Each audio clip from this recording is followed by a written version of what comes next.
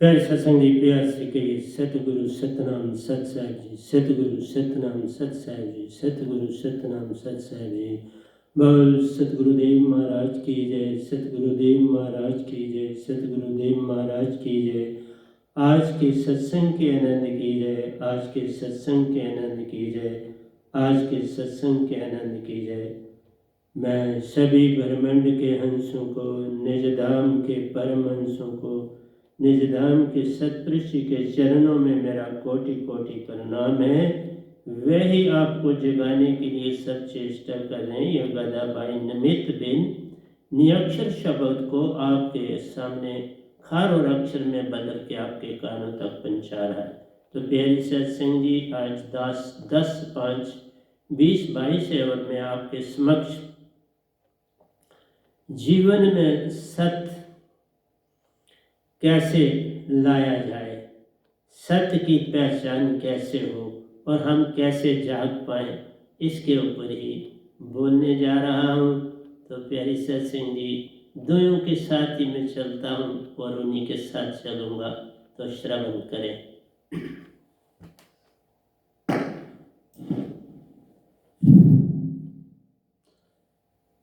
कुछ पाने के लिए प्यारो परम समाधिष्ठ होना जान रे। मन बुद्धि चित्त जब शांत प्यारो, सुरती चेतन से करता सब काम रे। सभी 14 इंद्रियों को शांत करना प्यारो, वह नाम शब्द बिन मत जान रे। योग भक्ति में अति भेद प्यारो, मैं अहंकार का जान रे। साधक सतगुरु शब्द पाते ही प्यारो, अहंकार का छूटना जान रे। योगी मैं का अंत में, योगी मैं को अंत में छोड़ता प्यारो, पर कभी छूटता मत जान रे। सुखदेव 12 कला संपूर्ण प्यारो, मन मान में अटका जान। तो प्यारी सत्संग जी, सबसे पहले तो हमें स्थित प्रज्ञ समाधिस्थ होना है। कि कृष्ण भगवान ने कहा है, स्थित प्रज्ञ समाधिस्थ कहते कृष्ण है किसे। स्थित भी बोलता कैसे, बैठता और डोलता, मनोगत सभी काम ताई दे जब पार्थ जो। आप में आप हो तुष्ट, सो स्थित दी प्रज्ञ है तभी। दुख में जो निरुद्ध विघ्न, सुख में नित्य निष्प्रहा, वीत राग भय क्रोध, मुनि है स्थित दीवे।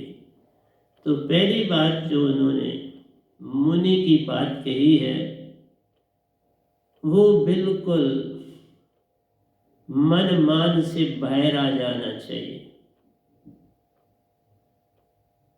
योगी को मन मान से बाहर आने में देरी लगती है, लेकिन जो भक्ति में चला जाता है वो पल छीन में छोड़ देता है। योगी का जो गुरु होता है, वहाँ प्रश्न और उत्तर का सवाल है। जो भक्ति में आ जाता है उसके सारे प्रश्न गिर जाते हैं।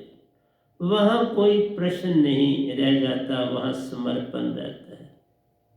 लेकिन योग मत में पल पल प्रश्न उठते प्यारो, हर प्रश्न का उत्तर गुरु देते जान रहे। उत्तरों से क्या पाना प्यारो, वो तो एक झूठा ज्ञान है। झूठे ज्ञान से अपने आप को भर के तो तुम क्या करो, उसको तो छोड़ना है। इसलिए प्यारी सत्संग जी, जिन जाना तिन रंग माना। जो जानेगा वही तो रंग माने। जो सत्य हो गया, स्थित प्रज्ञ, जिसकी बुद्धि ठिकाने हो गई, शांत हो गया, मैं और मेरी का भेद चला गया, अंदर की ये जो हमारी 5 कर्म इंद्रियां, 5 ज्ञान इंद्रियों और 4 अंतःकरण की इंद्रियों, वश में आ गई, क्योंकि यहाँ पर मन जो है वो बड़ा आपको परेशान करता है, पल पल भरमाता है। इसलिए जो सच्चा योगी या सच्चा भगत है उसको मन को शांत बनाना आवश्यक। पर मन शांत कैसे बनेगा? मन तो बहुत बड़ी ताकत है, वही अल्लाह ईश्वर गॉड प्यार मन के रूप में तुझ में समाया, सुषमन में बैठा जान ले। इसलिए जो रक्षक सो चीनत नहीं, जो भिक्षुक तो हाँ ध्यान लगाए। जो तुम्हारा रक्षक है, जिसके तुम अंश को, उसको तो तुम भूले बैठे हो। जो भिक्षुक है, जो पल पल तुम्हें भरमाता है, पल पल तुम्हें काल जाल में डालता है, जन्म मृत्यु में डालता है, तुम उसी की भक्ति कोई नहीं छोड़ रहे, कैसे बने? सो एक न भूला दो न भूले, भूला फिर कुल संसार। तो कृष्ण भगवान ने बहुत कुछ दिया, हम ये नहीं कहते, लेकिन कहीं अटका भी देते हैं। अटकाने का भी मैं नहीं बोल रहा, बोलूंगा एक बार, लेकिन जो उनके गुण है उनकी महिमा भी अपरंपार। उनका बचपन अति सुंदर, अति प्यारा, अति लुभावना, ज्ञान से लदा हुआ है। इसलिए अगर बच्चे उस ज्ञान को प्राप्त करें तो बड़ा लाभ है। लेकिन एक विडंबना है, पहले उन बच्चों को जिनको आपने वो ज्ञान देना है वो टीचरों के द्वारा दिया नहीं जा सकता, वो तो गोटा हो जाएगा। न उस्तादों ने जाना, न बच्चों ने घर में जाना। ये तो परिवर्तन बॉटम से होगा तो बात बनती है, बॉटम से ही परिवर्तन नहीं हुआ, कौन सिखाएगा? नहीं तो गोटा हो जाएगा। जिसका जीवन खुद वैसा नहीं जैसा कृष्ण भगवान ने लीड किया, तो कौन देने वाला कौन होगा? देने वाले की आवश्यकता है। इसलिए देने वाला तो पूरे ब्रह्मांड में कोई एक आधा ही तो होता है, और उसको दुनिया जान ही नहीं पाती, वो जाने बिना ही चला जाता है। इसलिए एक न भूला दो न भूले, भूला फिर कुल संसार। फिर कुल ही बोला है तो कृष्ण भगवान का ज्ञान कौन देगा? देना आवश्यक है, देगा। ये अडम्बना है, इसके ऊपर विचार करने की आवश्यकता है। तो प्यारी सत्संग जी, मैंने यही इसमें बोला, कृष्ण भगवान भी ये कहते हैं कि स्थित प्रज्ञ बनना है। तुमने सब अपने विचारों को छोड़ना है, क्योंकि हम 6 शरीरों के मालिक हैं। लेकिन संसार में जो ध्यानी, ज्ञानी, योगी, सन्यासी आदि हैं, या बड़े से बड़े भगत हैं, या बड़े से बड़े गुरुआ हैं, उनको 3 शरीरों का पता है। वो 3 शरीरों तक जानते हैं और 3 शरीरों में ही भक्ति करते हैं काल भगवान की। इससे पार नहीं हो सकता। जो पूर्ण संत होते हैं, जिसको दात सत्पुरुष से ही मिली होती है, उस संत के पास जो ज्ञान होता है वो 6 तन का होता है। हमारे 6 तन है, 3 नहीं। क्योंकि जब स्थूल सूक्ष्म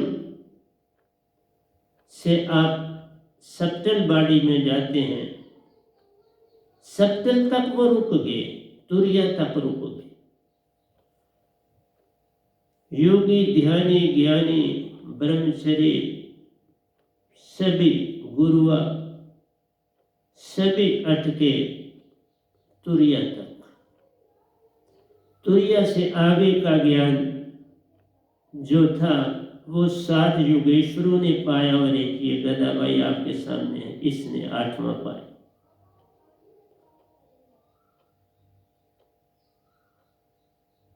वो बोध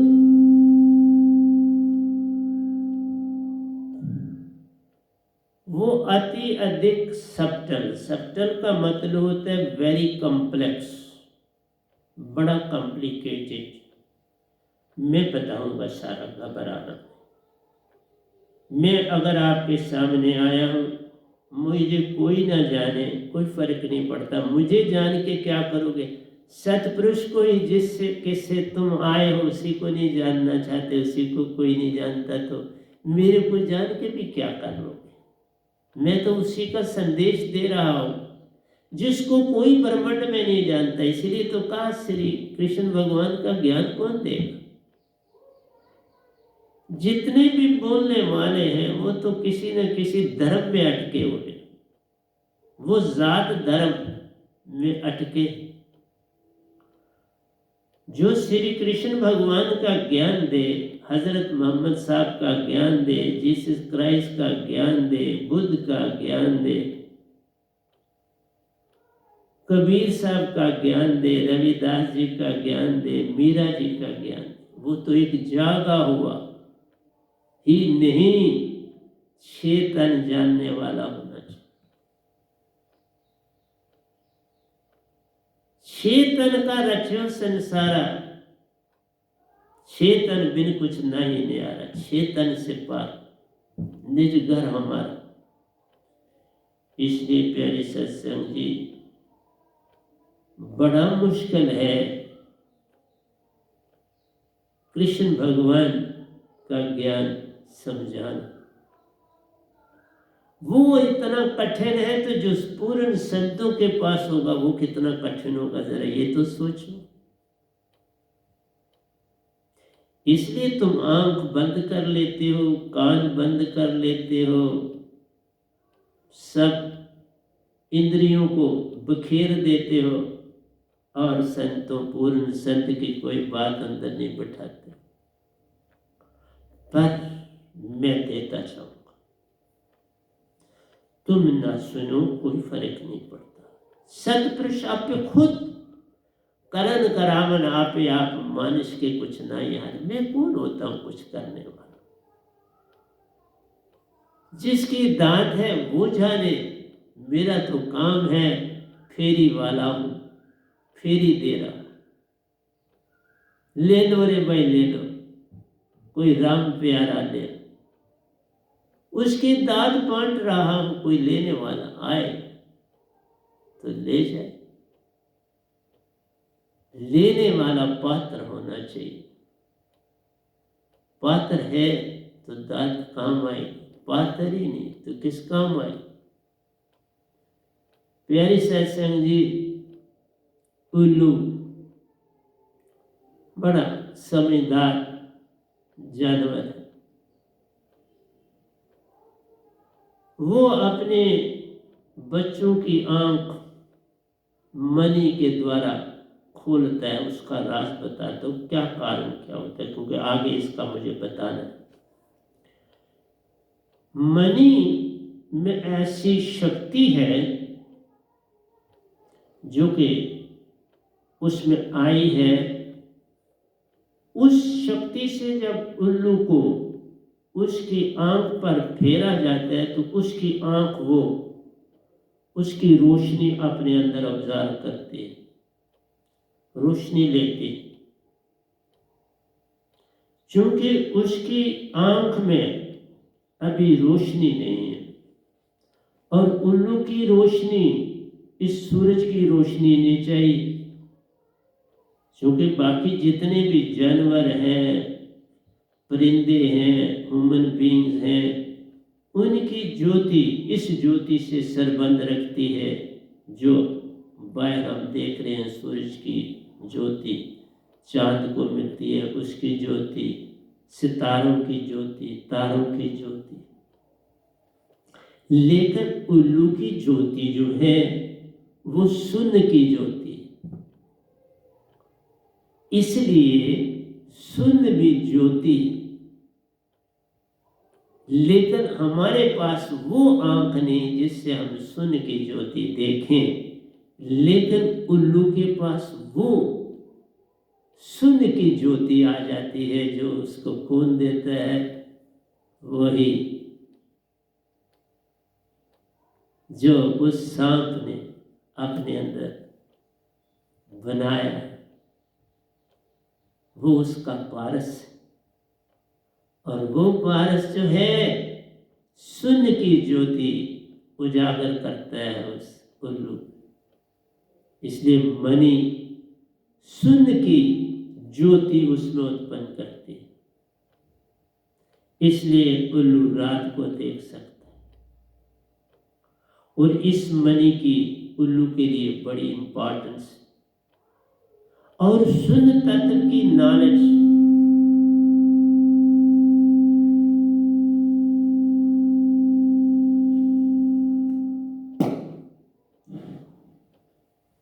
शून्य तत्व की नॉलेज जब तक न मैं आपको दूं, एक जगह मैंने पढ़ा कि एक बच्चे से उस्ताद ने पूछा कि ये कैंडल अभी हमने जलाई, साइंस का टीचर था, उसने बच्चे से कहा इस कैंडल को फूंक मारो। बच्चे ने आके फूंक मारी, कैंडल बुझ गई। अब बच्चे को कहा गया ये लो मैच स्टिक, मैच बॉक्स दिया, इसको जलाओ और इसको जला दो। जला बच्चे से प्रश्न किया उस्ताद ने कि ये जो ज्योति जल रही थी तुमने फूंक मारी तो ये चली गई, कहाँ गई? ये ज्योति कहाँ चली गई?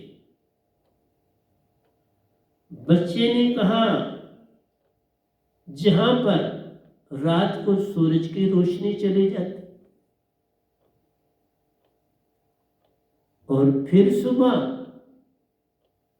फिर रोशन हो जाता है सूरज से, जैसे ये मोमबत्ती हुई, फूंक मारी मैंने, बुझ गई, रात हो गई मोमबत्ती के लिए। मैंने जलाई, जग गई, दिन हो गया मोमबत्ती के लिए। तो अब बाकी आप ही बताओ कि कहां गई और कहां आई? ये ज्योत कहां गई और कहां आई? बड़ा चंबा। उस्ताद ने इतना ही बोल दिया, जहां से आई वहां चली, जहां से आई वहां चली गई। बच्चे ने कहा मुझे समझ नहीं आई। क्लास से पूछा गया आपको समझ आई? उन्होंने भी कहा हमें समझ नहीं आई। इसलिए ब्रह्मांड में ये किसी को समझ नहीं, लेकिन कह देते हैं जहां गई थी वहां से आई। बात तो होनी चाहिए, जिससे बच्चे को जब पढ़ाना है तो मैंने कहा ना, कृष्ण भगवान का नॉलेज देना है तो पहले इन बातों का बड़ा ध्यान रखो। प्यारी सत्संग जी, 5 तत्व बड़े इंपॉर्टेंट, इनका ज्ञान अति आवश्यक। और मैं आपको यहाँ तक बोलूँ, अभी साइंस भी पूरी तरह से नहीं जानती जितना एक संत जानता है। मैं एक साइंटिस्ट हूँ और शायद ऐसा साइंटिस्ट पहली बार ही धरती पर एक संत बना। बहुत अच्छा साइंटिस्ट हूँ, ऐसी बात मत। हाँ, मैंने बड़े काम किए, लेकिन वो मैंने कभी प्रदर्शनियों में रखे साइंस एग्जीबिशन में रखे, लेकिन उसके बाद मैंने उसे कलेक्शन नहीं करी, उसको छोड़ दिया। प्यारे सत्संग जी, इसका उत्तर देने जा रहा। आप देखते हैं कि सूरज की रोशनी प्रतिदिन सुबह सूरज चढ़ता है, शाम को जाता है।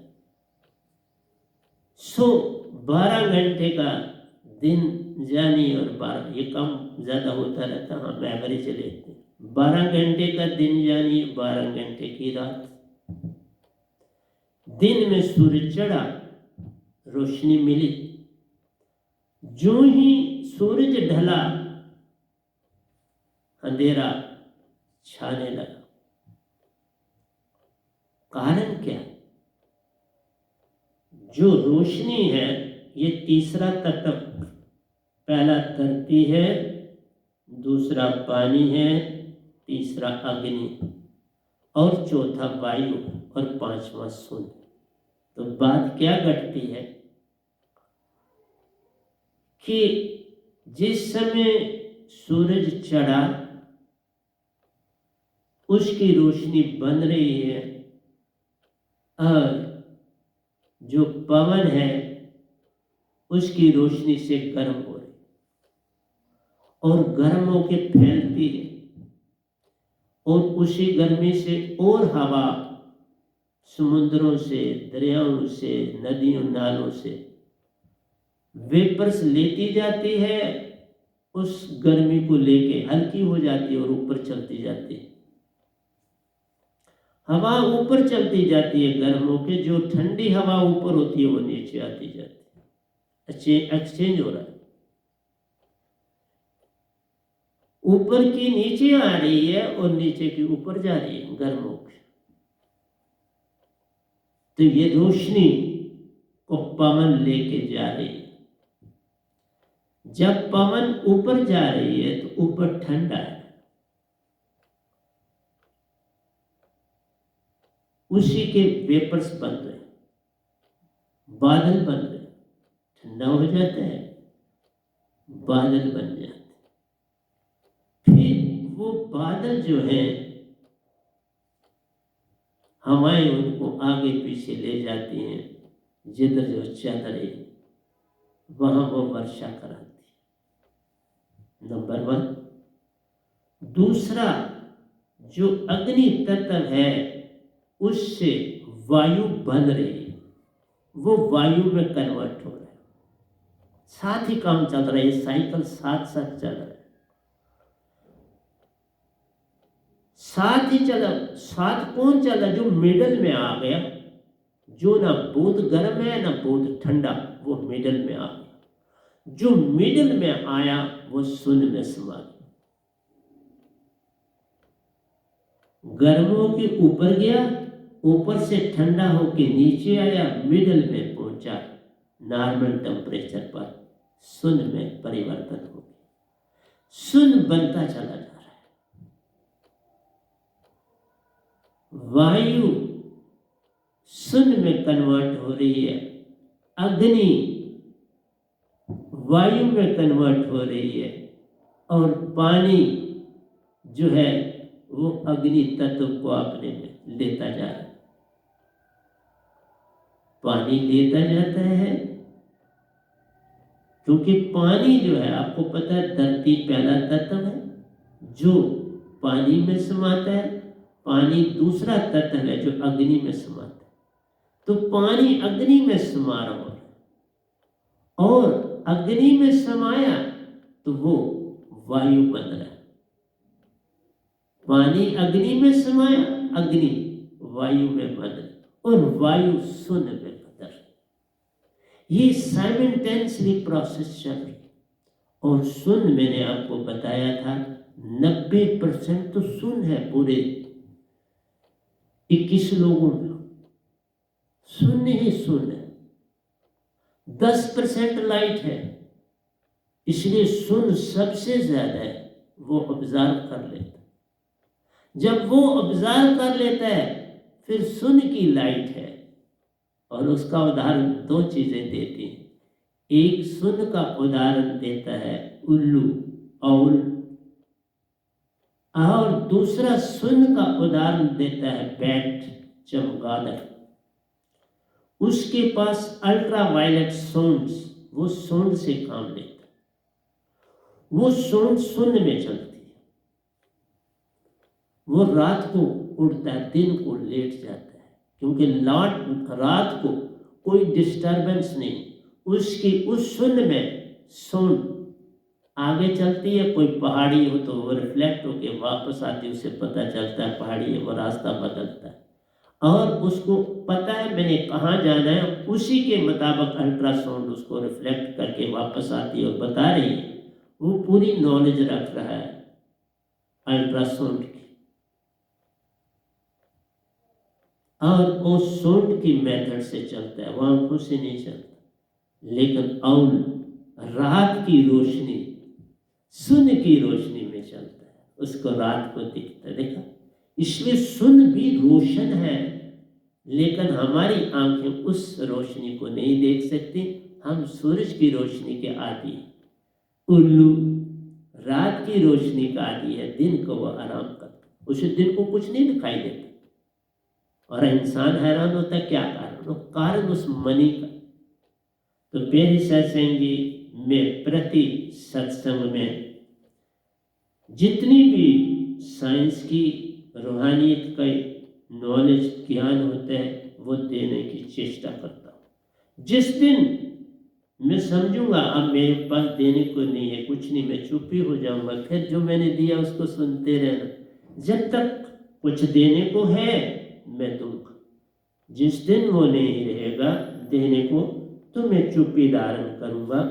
इसलिए मैं अब आता हूं कि रोशनी ये उत्तर नहीं बनता जहां से जहां गई वहां से आई है, सत्य भी, झूठ भी नहीं है, परंतु आम बच्चे को समझ नहीं आई। जहां गई सुन में गई, सुन से उल्लू देख लेता है, वो भी तो हमारा जीव। लेकिन और कोई जानवर, परिंदा, इंसान सुन में आराम करता, समय सोता है, बल्ब जगे हो, टार्च साथ हो, लालटेन साथ हो, सफर कर सकते, नहीं तो कठिन है, या चांदनी रात हो, चांद मदद करता। मैं दूसरी तरफ आता हूं, हमारे लिए संसार में जितना सूरज इंपॉर्टेंट है उतना ही चांद। चाहे रोशनी सूरज की चांद को मिलती है, क्योंकि हमारी बॉडी, वाटर ड्वेलर्स की बॉडी का चांद के साथ बड़ा संबंध। गर्भवती माता का चांद से बड़ा संबंध। इसलिए मेरा ये कहना है कि चांद की इंपॉर्टेंस को जिंदा करने की आवश्यकता है, जरूरत है, इसको मार ना दो। ये जीवित है तो ही जीवन का संबंध है। चांद मिडल में है, सूरज और ह्यूमन बीइंग्स या लाइफ ऑन द प्लेनेट। एक कोने पर लाइफ है, एक कोने पर सूरज है, लेकिन मध्य में चांद। मिडल की बड़ी इंपॉर्टेंस है, मैं वहां अभी और भी आने वाला। मैंने आपको बोला था कि जो पुरुष है उसके 47 क्रोमोसोम्स से वो बना है, 24 मेल के 24 फीमेल के, बैलेंस हो गया। 24 और 24 जुड़े तो सित्री बनी, बैलेंस्ड। लेकिन मेल बना 24 अपने, 24 किसके हैं, मेल के, 23 है फीमेल के, 47 तो मेल बन गया, क्योंकि एक मेल ज्यादा है, वो मेल बन गया। 48 एंड 47 मैं बात आगे की कर रहा हूं। 48 और 47 में 1 का अंतर है। इसका मतलब हुआ जो फीमेल है उसमें भी कुछ कैरेक्टरिस्टिक फादर के हैं, चेहरे से भी रिफ्लेक्शन आ जाती है, बॉडी के स्ट्रक्चर से भी आ जाती है, हाइट से भी आ जाती है। कुछ कैरेक्टर्स आंखों से भी पता चल जाता है, कानों की शेप से पता चल जाता है, बॉडी के बालों से पता चल जाता है। तो प्यारी सत्संग जी, 1 क्रोमोसोम्स का डिफरेंस है। उस डिफरेंस को मेंटेन करना बड़ा आवश्यक है समाज को। उसको मिडल में लाने की जरूरत है। इसलिए 50 कैरेक्टरिस्टिक्स मेल के, 50 कैरेक्टरिस्टिक्स फीमेल के जिस पॉइंट पर आकर मिलेंगे वो हार्मनी बनाए, वो केंद्र बनाए, वहां जोड़ बने।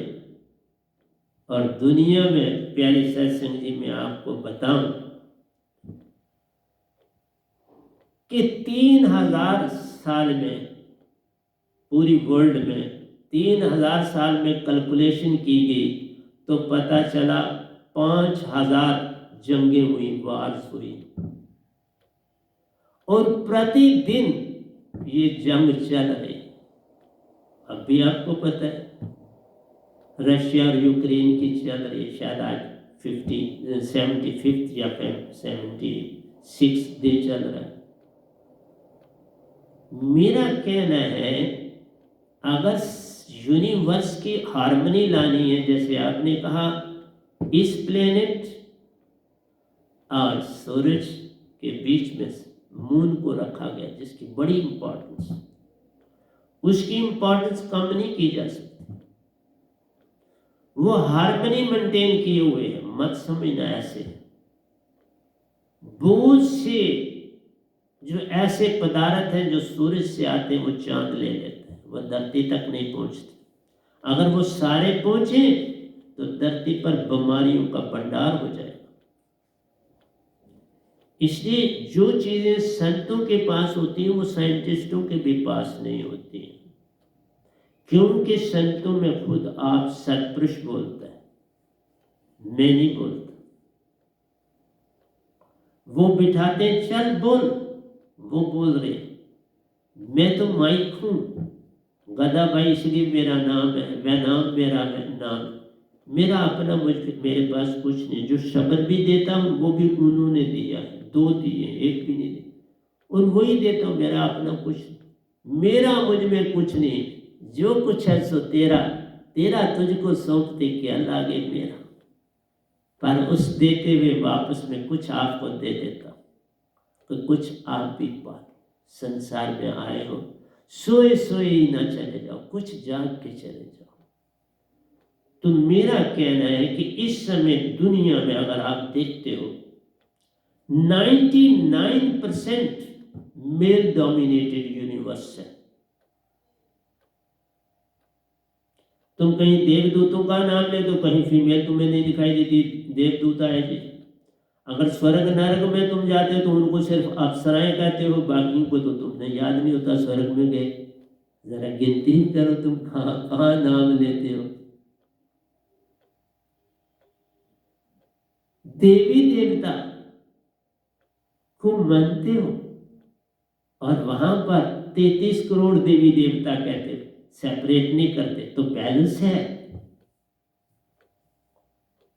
अगर काउंटिंग करोगे तो वहां बैलेंस, इवन निरंकार ने भी जो बनाया है वो बैलेंस, लेकिन जो इंसान ने किया वो इम्बैलेंस। जरा सोचो 99% मेल डोमिनेशन और 1% पार्टिसिपेशन ऑफ फीमेल। देखा मनुष्य के 1 क्रोमोसोम्स ने कितनी बड़ी चालाकी संसार में दिखाई। आप देखो कहीं कोई सम्मेलन होता है, कुछ होता है, कोई भाषण होते हैं, कहीं जुलूस जलसे, ये ज्यादातर देखोगे तो वहां मेल ही होते। फीमेलों को तुम तो इलेक्शन के वक्त घरों से निकालते हो जबरदस्ती, वो बेचारी किसी न किसी लालच के तहत वो निकलती हैं घर से, क्योंकि उनको घर का बड़ा काम करना पड़ता है। सारा घर, वहां पर भी देख लो, मेल घर आता है, रोटी पकी है, खाना तैयार है, चाय बनी, किसको कह रहे? बेबी को। जबकि वो भी सर्विस कर रही है और मेल भी, दोनों सर्विस कर रहे है ना। एक क्रोमोसोम कम तो डोमिनेशन है, जिसका ज्यादा है उसमें डोमिनेशन, उसमें बैलेंस है। जिसमें पूरे 24 वो बैलेंस पर्सनैलिटी। इसलिए जहां पर बैलेंस और अनबैलेंस ज्वाइन हो जाएंगे, वो जो एक क्रोमोसोम है फीमेल का, वो अपर हो जाएगा, तो मुल्कों में शांति, प्रेम तब जागेगा। ये काम तुम्हारे से नहीं जाएगा। फीमेल की इंपॉर्टेंस दुनिया में आवश्यक है। मैंने बोला 99 मेल डोमिनेटेड है और 1% फीमेल पार्टिसिपेशन है। ये मेरा डाटा नहीं है, ये वर्ल्ड का डाटा है। मत कहना मेरा डाटा है, ये वर्ल्ड का डाटा है। इसलिए जब तक ये नहीं होगा, जंगें कभी नहीं रुकेंगी। क्योंकि जो एक क्रोमोसोम्स है, वो एक आदमी, तुम दूर क्या देखो, क्लर्क बना तो उसकी फट कोशिश है हेड क्लर्क का बना। कोई गेस्टेड ऑफिसर बना, वो तलाश में कि कब कमिश्नर बनो, कब मैं HOD बनूं, बस और कुछ नहीं उसको ध्यान, कब मेरी प्रमोशन होगी, और बस उसमें उसको अपनी मृत्यु का कोई वक्त ध्यान में नहीं आता। मृत्यु के विषय में सभी सोए, जबकि मृत्यु के विषय में जानकारी ही जीवन। जे तू मरना जान ले, सब कुछ तेरा होए, जीना तुमने बूथ है जिया, मरना एक बार जान ले, ताई से होता पार। मरना एक बार जान। जैसे देखो, फीमेल 1% बेचारी सारी दुनिया में उसकी कहीं भागीदारी।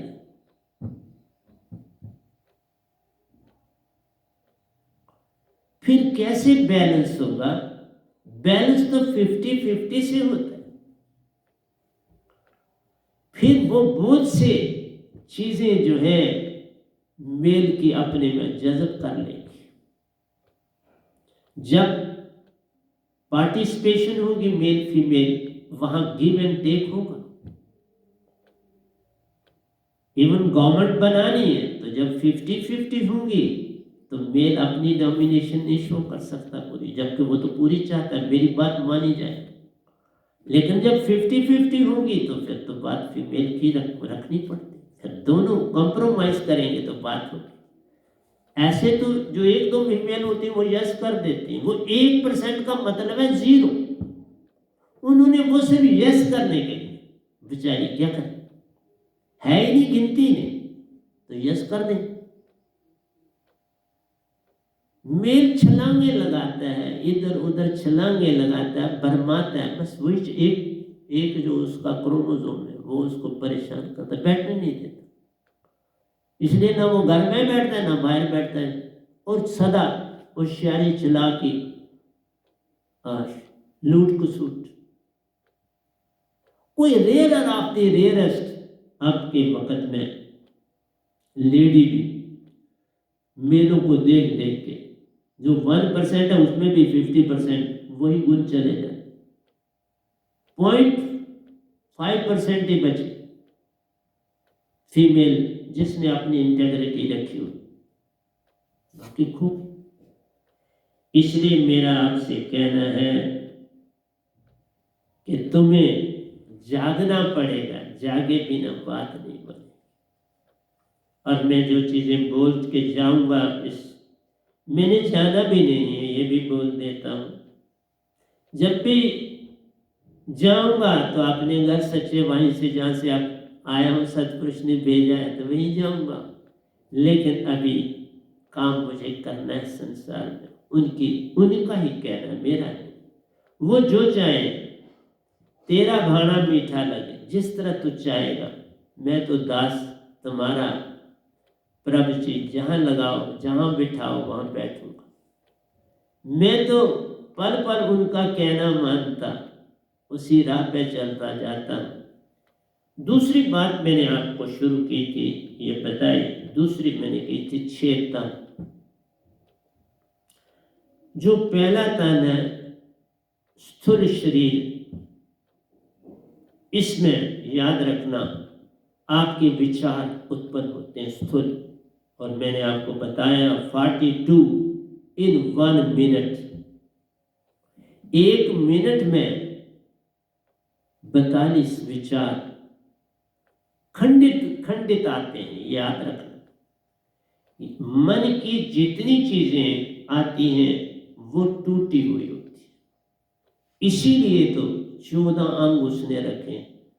कान है तो सिर्फ सुनता है, आंख है तो सिर्फ देखती है, नाक है तो सिर्फ सूंघता है, त्वचा है तो टच का काम करती है, लेकिन मुख बेचारा 2 काम करता, खाता भी है बोलता भी, कर्म इंद्री भी है और ज्ञान इंद्री भी।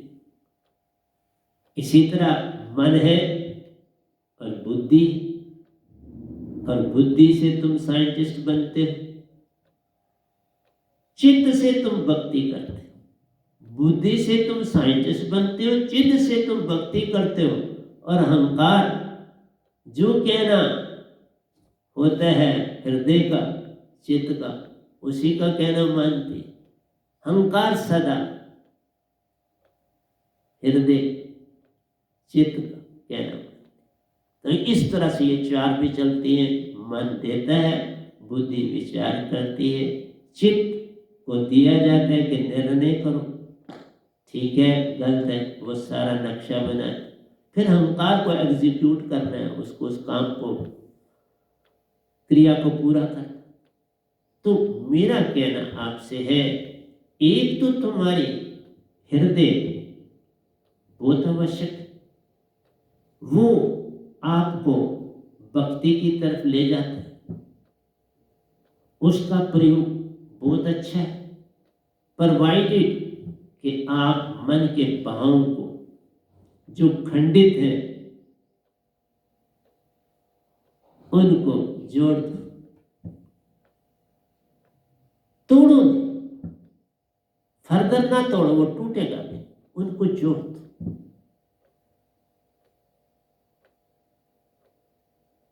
जोड़ने से क्या होगा मैं बताता हूं आपको कि जोड़ना कैसे। मन ने कहा रात अलादा है, दिन अलादा है। मन ने कहा सत्य अलादा है, झूठ अलादा है। मन ने कहा स्त्री अलादा है, पुरुष अलादा है। मन ने कहा ऊंचा और नीचा अलादा अलादा। मन हर चीज को 2 हिस्सों में तोड़ रहा, तुम जोड़ दो। रात और दिन दोनों एक, कहाँ है अलादा? एक ही तो। झूठ और सच को अलादा किया ही नहीं जा सकता, एक ही। अच्छा और बुरा अलादा किया ही नहीं सकता, एक ही जोड़। जब उसको मिडिल में रहोगे, ना वो अच्छा रहेगा ना वो बुरा रहेगा, ना वो ऊंचे रहेगा ना नीचे। वही मैंने आपको पहले सिखा दिया, मिडिल। मिडिल बनाना, मिडिल तब बनेगा जब दोनों को जोड़ एक रखोगे। सेब है, सेब को सेंटर से काटो, आप देखोगे उसके सीड पूरा सेंटर से काट, 2 सीड इधर नजर आएंगे, 2 सीड इधर नजर आएंगे। अगर एक है तो एक इधर, एक इधर, पूरा बैलेंस्ड होता है सेब। दोनों पलड़े उसके जुड़े होते हैं। आप खुबानी को तोड़ के देख, सीड सेंटर में 2 पलड़े बिल्कुल एक जैसे, सीड की इस साइड में और सीड की इस साइड पर। किसी फल को तोड़ के देख, केले के छिलके तोड़, सेंटर से पूरा काटा था, जितना छिलका इधर होगा इतना इधर होगा। इसलिए जब तुम किसी चीज को जोड़ोगे ना वो सत्य रहेगा ना वो झूठ, ना वो ऊंच रहेगा ना वो नीच रहेगा, ना वो गर्म रहेगा ना वो ठंडा रहेगा, ना वो सत्य रहेगा ना वो झूठ। पहले ये बंद, इसी का नाम है शांति। ओम शांति शांति शांति। ओम शांत होना, चुप होना, ध्यानी होना, मतलब क्या है? जोड़ दो ना। तुम एक आंख को देखो, देखते हो दोनों आंखों से, जोड़ के देखते हो ना। सूंघते हो तो जोड़ के सूंघते। ईडा एंड पिंगला दोनों से सूंघते। मुख में जीवा है आपकी, देखो उसके चारों हिस्से बराबर काम कर रहे हैं, फ्रंट भी, बैक भी और उसकी साइडें, रिम्स भी। फ्रंट आपको मीठा बताता है, बैक आपको कड़वा बताता है, और जो साइडें वो खट्टा और नमकीन बताता है। देखा कैसी टंग बनी, उसी से तुम मजा लेते। मीठा है तो मीठा, कड़वा हो गया तो बोलो थूक देते हो फटाफट, भाई कुछ कड़वा आ गया। जीवा के बैक हिस्से ने देख लिया कड़वा, फौरन फेंक। मीठा फटाफट पता, फटाफट उंगलते हो, फिर तुम पूरा उसको चुबाते नहीं। इसलिए प्यारी सत्संग जी, ये कायनात सारी बड़ी बैलेंस्ड बनी। इसलिए मैं तो चला जाऊंगा इससे किसी और देश में, लेकिन जो कुछ मैं बोल रहा हूं कि बड़ी अच्छी किताबें बने। इस समय तक मैं जितना बोल चुका हूं, कई किताबें उससे बन जाती, और जो मैंने 2 लिखे वो तो बेशुमार लिख भी दिए। इस समय तक 6-7 ग्रंथ लिख चुका हूं, प्रतिदिन लिखता। बैलेंस होके सारे काम। ये धरती बैलेंस न होती तो धरती कहां रुकी होती? सूर्य चांद तारे बैलेंस न होते तो कहां रुके? तो सारी यूनिवर्स बैलेंस से ही तो बनी। तुम क्यों नहीं बैलेंस बनाते? तुम खंड खंड मन की बात क्यों मानते? हर चीजों को, जो ही किसी बंदे को तुम देखते हो, पहले उसके अवगुण देखते हो, फिर उसके गुण की तरफ देखते। तुम गुण और अवगुण दोनों छोड़ दो, तुम गुण और अवगुण दोनों छोड़ दो तो वो पूरा हो गया। उसकी अच्छाई और बुराई दोनों छोड़ दो, वो पूरा हो गया। वो गोरा है काला है दोनों छोड़ दो, इंसान हो गया। हिंदू है या मुसलमान है दोनों छोड़ो, एक हो गया। या ईसाई है सिख है, चारों को एक ही कतार में डाल दो, एक ही में रखो, एक ही तराजू में डाल, एक हो गया। एक ही आत्मा, सब में अंतर कहां से? इवन किसी जानवर में तुम्हारे साथ अंतर नहीं, जब तुम आत्मा की बात करो। मन और आत्मा दो भी है तो बैलेंस है। तुम्हें मन कुछ नहीं कर सकता, तुम इम्बैलेंस हो तो तुम्हें मन परेशान कर रहा है। लोग कहते हैं ना मन तुम्हारा वैरी, वैरी कोई चीज नहीं होती। मन और आत्मा, देखो मैं तुम्हारे पास बैठा हूं, अंदर से जो भाव निकल रहे हैं वो सुरती से आ रहे हैं, और बोल कौन रहा है? मन। तो मन के बिना मैं तुम्हें कैसे कुछ दे सकता? तुम सदुपयोग करो ना किसी वस्तु का, तो जोड़ दिया। अंदर सुरती ने काम किया, बाहर मन ने काम किया। इस मुख के द्वारा, इस जीवा के द्वारा, इन लिप्स के द्वारा, इन दांतों के द्वारा सारे अंदर के काम करते हैं। इसीलिए तो मेरा दांतों का स्ट्रक्चर भी मालिक ने पूरा रखा हो। सब कुछ बिल्कुल ऐसे थे, और जितनी मेरी ऊर्जा बनती है वो मैं आपके आगे फेंक रहा हूं। तुम उसको रात को फेंक देते हो, मैं जब बोलता हूं तो उसी ऊर्जा को आपके आगे फेंक देता हूं। तुम तो वेस्ट कर देते हो, मैं उसका यूज करता हूं। कोई चीज ऐसी नहीं है संसार में जो यूजफुल ना, पर तुम्हें इस्तेमाल करना आए तो बात बनेगी ना।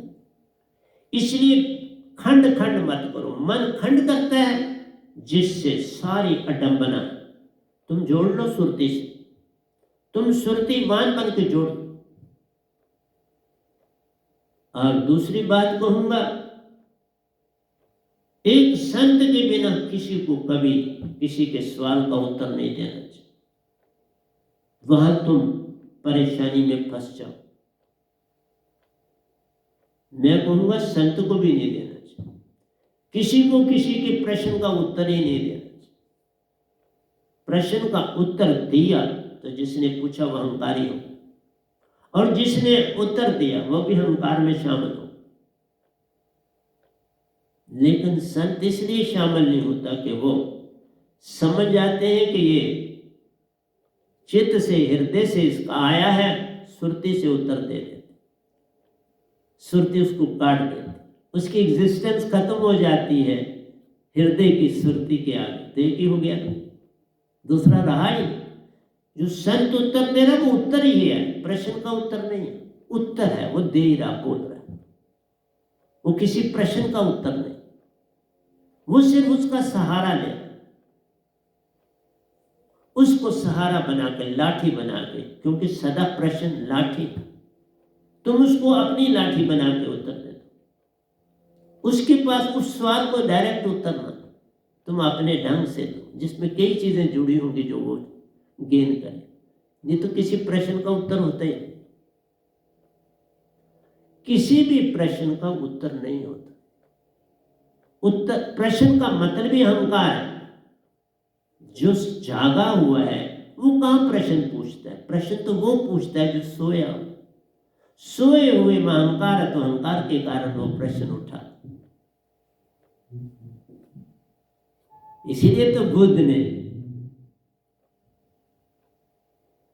कोई गया बड़ा समझदार, तो बोला मेरे कोई 3 प्रश्न है, वो आपसे पूछने में, जिसके पास जाता वो उत्तर नहीं देता।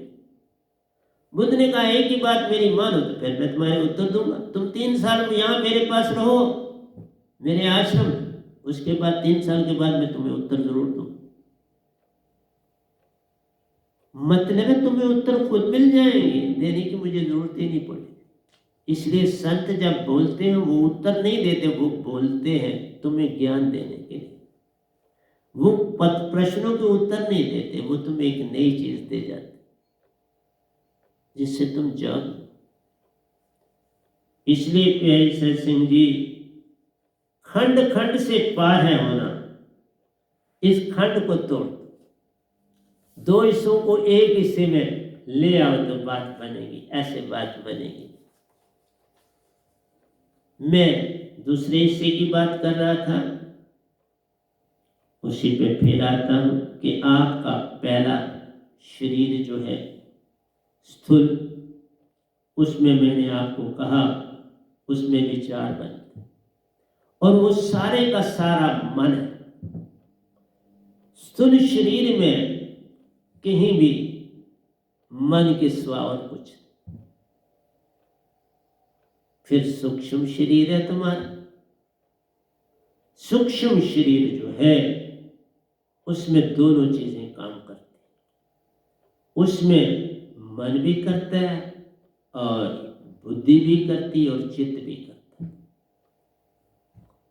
सूक्ष्म। और आत्मा का भाव वहां काम करता है। जब भाव है उसमें मन भी है, बुद्धि भी है, चित्त भी है और सुरति भी। यहां सुरति की मात्रा बड़ी कम, 10%। सुरति की मात्रा 10%, बाकी 90% मन का ही राज। जिस तरह कहा ना, सुन देख लो, 90% और 10% रोशनी। इसी तरह से सूक्ष्म शरीर में 90% आप मन हो, क्योंकि मन बुद्धि चित्त अहंकार मन के ही अंग, मन ही काम, ड्यूटी अलग-अलग है, बाकी एक ही चीज करना, सारा काम उन चारों ने मन के मुताबिक। अगर कोई वो चीज तब्दीली चाहते तो मन उसको बदल देता, कहता है ऐसे कर, फाइनल फिर मन नहीं कर। लेकिन जब सुरति वहां आ गई तो मैंने तब कहा कि जब सोते हो गहरी नींद में तब तो प्यारी सत्संग जी आत्मिक हो जाते। गहरी नींद में मैंने बोला, कामा स्टेज में आत्मा काम करती, तब मन बुद्धि चित्त अहंकार आराम कर रहे। और जब तुम्हारे पास सतगुरु की दात हो बहना, फिर तो कमाल हो जाता। फिर तुम्हारी सुरती इतनी तीव्रता से अंदर काम करती है कि तुम्हारी हर बीमारी को बाहर फेंक देती।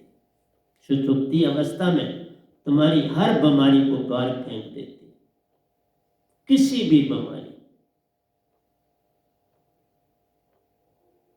आज मैं 80, जो मेरी बॉडी है 80 साल की हो गई। आज ही के दिन मैं इस निरंकार भगवान और सतपुरुष की कृपा से संसार में आया था। और तभी बोला, मेरे सारे बॉडी के अंग बिल्कुल एक नॉर्मल पर्सनैलिटी की तरह काम कर रहे।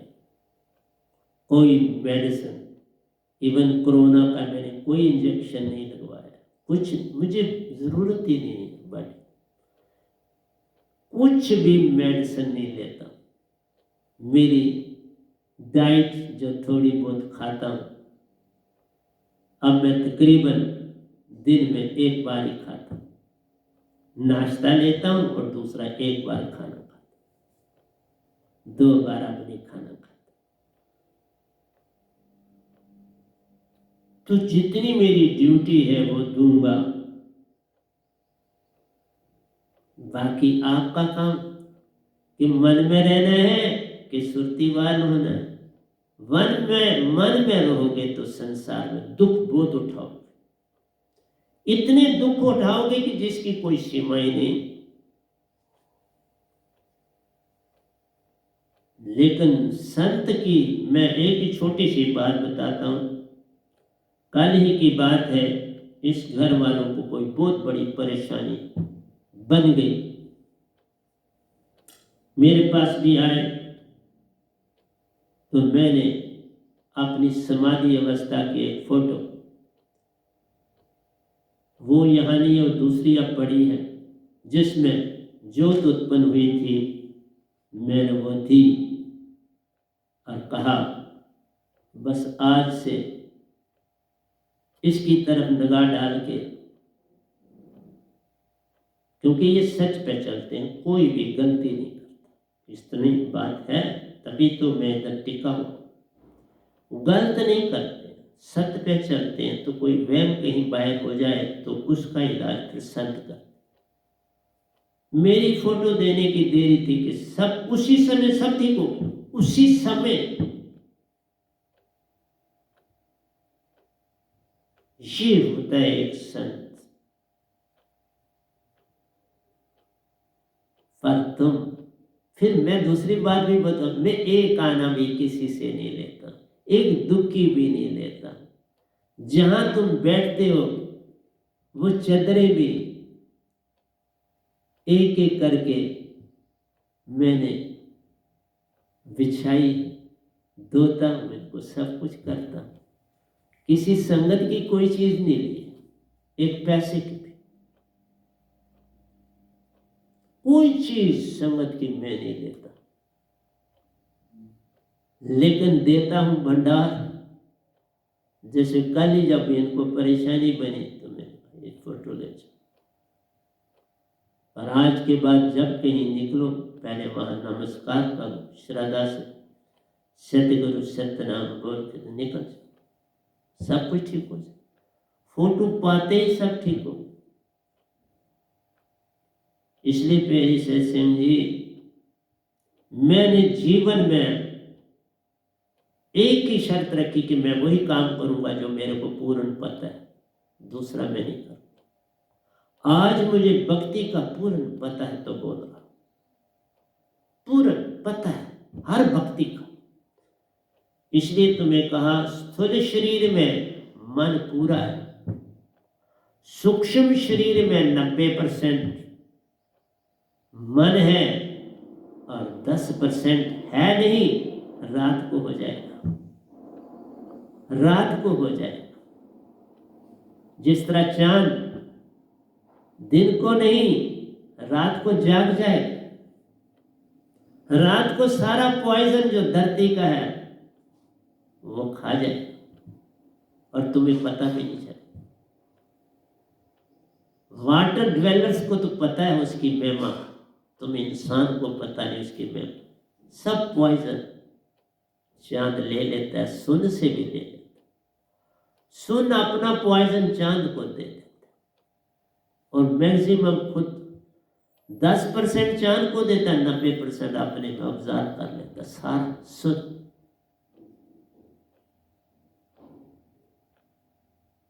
तुम्हारी बहुत सी बीमारियां सुन लेता है, लेकिन तुम इतनी भयंकर बीमारियां पकड़ते हो एक दूसरे सिटियों में जाके, एक दूसरे देशों में जाके, कि वो गड़बड़ कर। क्योंकि जहां सत्य नहीं वहां बीमारी ही बीमारी है। वो चाहे जितना मर्जी यत्न करे,